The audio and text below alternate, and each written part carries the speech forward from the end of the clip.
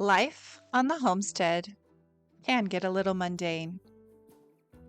Going out daily to water the gardens and feed the animals, weeding in flower beds, and curbing pests from devouring plants and crops.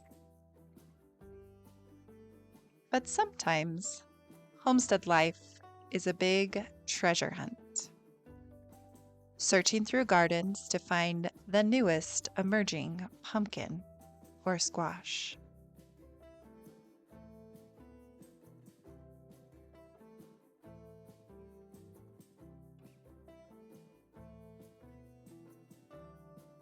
There are so many treasures to be found.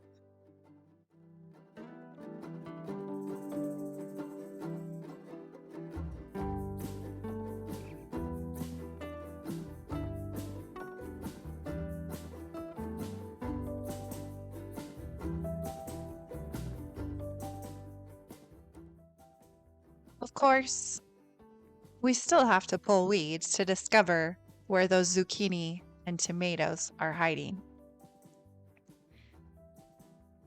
And of course, we sift through the branches and vines to find that one fresh, crisp cucumber.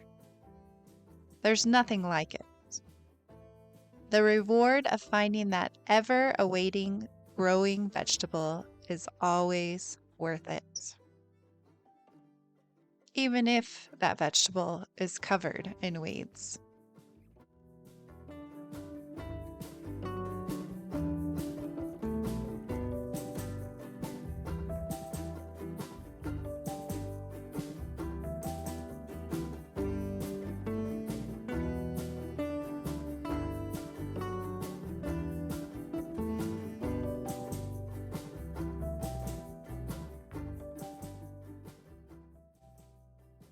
There is something to be said for growing your own garden.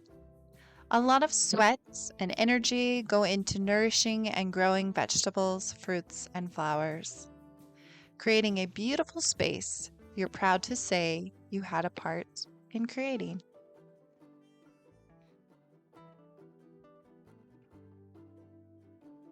Today's task is finding and gathering fresh cucumbers for pickling. We planted a lot of pickling cucumbers this year, but the weeds have invaded, and so it really is a treasure hunt.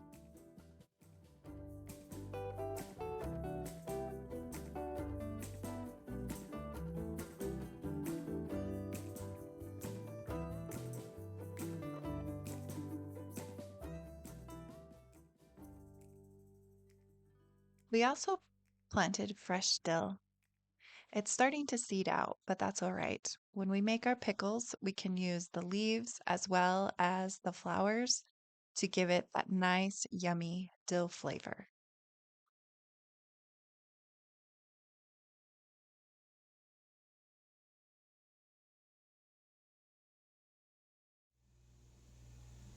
I have all my supplies together now to make refrigerator pickles. Now I know there's a lot of pickle recipes out there, and we do make a regular pickle long-term storage canned pickle recipe as well. But this is actually one of our favorite recipes. Most recipes will call for fresh dill. You can use dry dill, but I've just found that fresh dill, the aroma and everything really makes a difference in how your pickles taste, how that dill flavor comes through. So this is some we've chopped out of the garden this morning. You saw us doing that earlier in the video. Now, some of the supplies that I almost always have on hand, just so that I can make refrigerator pickles or regular pickles anytime. I always have some type of pickling salt. You can usually find this at your grocery store, especially if they have a canning section. If not, you can buy it on Amazon. You can also go check your local co-op or something like that for it, but make sure it's pickling or canning salt, because if you have salt with the iodine in it, it's not as good for canning, and for whatever reason your fruits and vegetables just don't last as long. So make sure you're getting a pickling salt, a canning salt. Another thing I always have on hand is vinegar. you want it to have 5% acidity. If it doesn't have that 5% acidity, it's not safe for canning. So make sure you're looking at the labels for what's available locally in your area. Garlic, this is one thing we started growing. We love garlic. We always have that. And then pickling seasoning. Now in pickling seasoning, there's already a lot of the stuff that already goes into your pickles. So this one has mustard seed, coriander, bay leaves, dill seed, chilies, and allspice. All right here in this little pickling seasoning. But we also will add additional mustard seed and additional peppercorns. We want it to have a lot of flavor, and these pickles really do. They're super tasty. We also use a bit of sugar, not quite a tablespoon, just a little bit less than a tablespoon in each jar. That just adds to the sweetness and to the crunch, and cuts through some of that sour that you can get from the vinegar. And then of course, we've always got mason jars. Now when I do pickles, I like to use wide mouth because I can get more pickles in there without having to kind of navigate a regular mason jar opening. So I typically will use a wide mouth jar. And I have been known to use half-gallon or 2-quart jars for my pickles because it's hard to use these for other things. It's perfect for refrigerator pickles because you don't have to water bath can them. You put the brine on them, put the lid on, they'll heat seal, and then you put them right into your refrigerator. And so you don't have to get water over the top of them, which can be a little bit difficult with these bigger 2-quart jars. So that's kind of the supplies that you need. You'll also need lids and rims. But other than that, pretty much everything is right here. This is a lot of the stuff you probably already have in your pantry. You might not have dill or some of those seasonings, but that's something you could definitely remedy and make sure you have in the future. So those are some of the things that you'll need, and we're gonna go ahead and get started.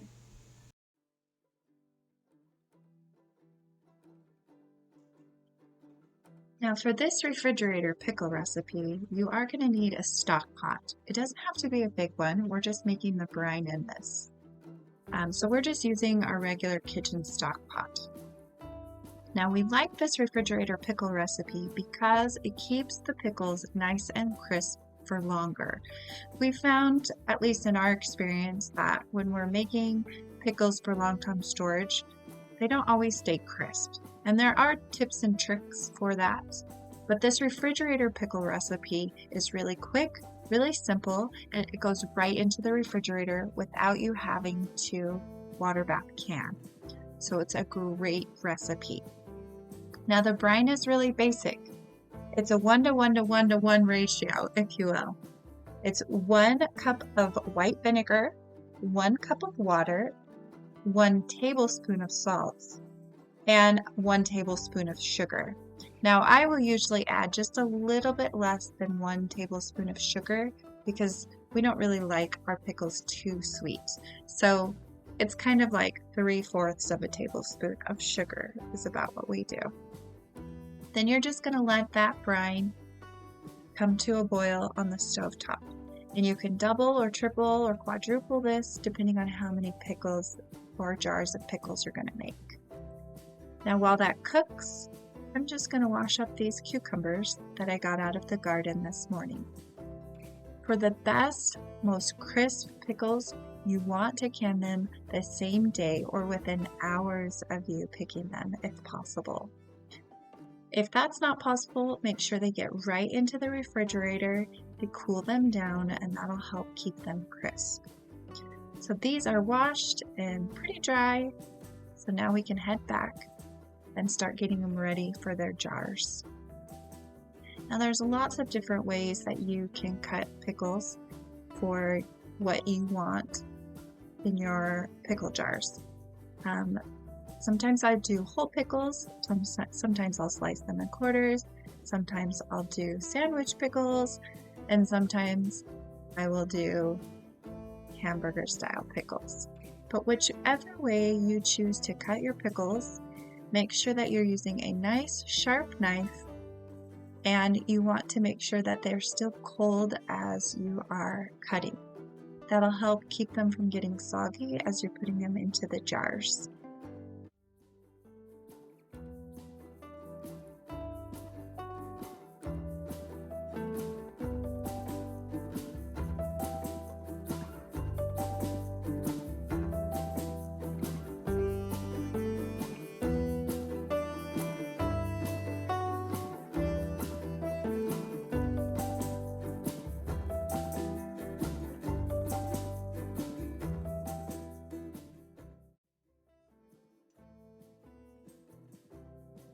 Let's talk about the spices. Now, some people like to put their spices in the jar before they add their sliced cucumbers, and that's just fine. I personally like to wait and put my spices on over the top of my cucumbers. I don't really know if it makes that big of a difference, but I feel like that way they're incorporated more within the brine and throughout all of the pickles. But that's just a personal preference. Also, when you're using fresh dill, sometimes it's hard to get the dill in the jar if you've jammed your pickles in really well. So you might consider washing it and cutting it down to size and sliding it in with your cucumbers as you're placing them inside each of your jars. Again, that's a personal preference and not a requirement.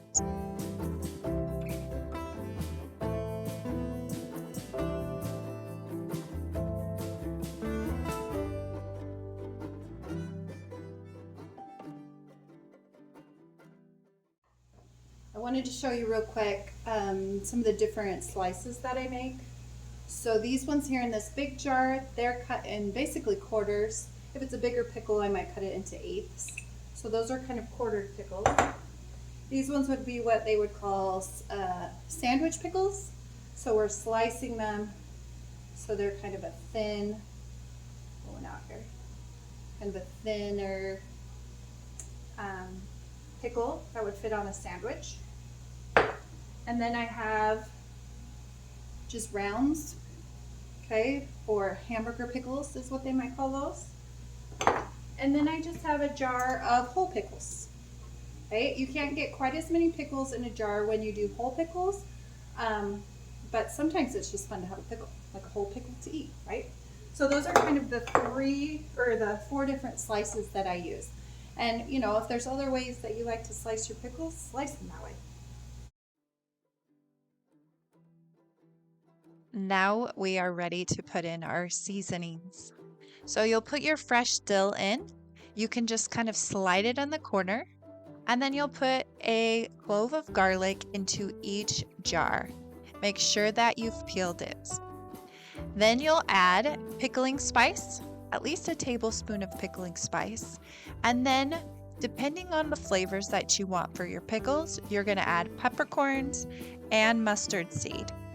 Now, I personally like a strong dill flavor, so I usually add between 2 teaspoons to a full tablespoon of mustard and peppercorns, just depending on how I'm feeling. You can kind of experiment with each of your jars and kind of decide what flavor you want. And then you'll add your brine. Now, your brine has been simmering on the stovetop this whole time. I use a funnel to pour that brine over the top of my cucumbers and my seasoning. It's really hot.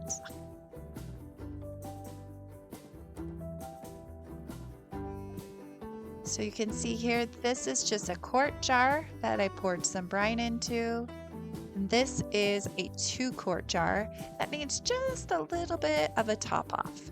You want your brine to be about 1/2 inch from the top of your jar when you're done. You want all of those pickles submerged so that they don't spoil and so that they get that nice, rich pickle flavor. Once you're done, place your rims and your lids on the top. Make sure you clean the rims before you put your lids on. And you can leave these on the countertop for about 10 to 12 hours until they cool down.